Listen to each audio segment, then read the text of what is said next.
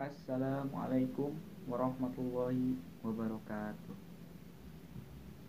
Puji sinarang syukur hayu urang panjatkeun ka Gusti Allah Subhanahu wa taala.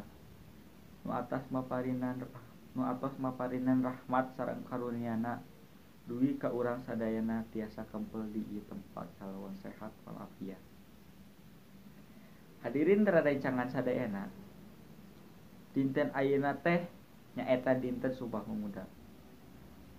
Sumpah Pemuda mangrupikeun salah sahiji perjuangan pemuda-pemudi bangsa Indonesia. Aranjeunna berjuang teu apal waktos. Nu ngagaduhan hiji tujuan nyaeta merdeka. Dina dinten Sumpah Pemuda ieu seueur pisan pelajaran anu tiasa dicanda ku arurang sadayana. Salah sahijina nyaeta sumanget perjuangan. Urang salaku pemuda-pemudi ayeuna kudu sumanget keur merjuangkeun lemah cai supaya tiasa leuwih makmur, leuwih maju ku cara diajar jeung diajar. Urang salaku penerus perjuang bangsa Indonesia leuwih hade lamun perjuangan pemuda-pemudi pahlawan bangsa teu disia-siakeun keur hal-hal anu teu aya mangpaatna.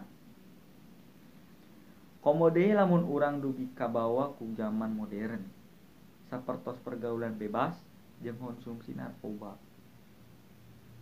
Tapi kuduna mah dijadikeun motivasi supaya Indonesia engke tiasa leuwih maju. Para pemuda-pemudi ayeuna nangtukeun pisan keur engke Indonesia ka hareupna bakalan leuwih maju atawa kieu-kieu wae.